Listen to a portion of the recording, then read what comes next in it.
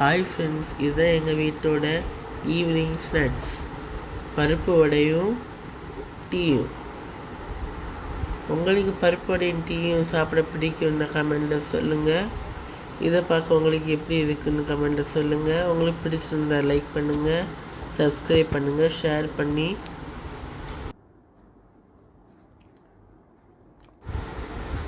பண்ணி சப்போர்ட் பண்ணுங்கள்.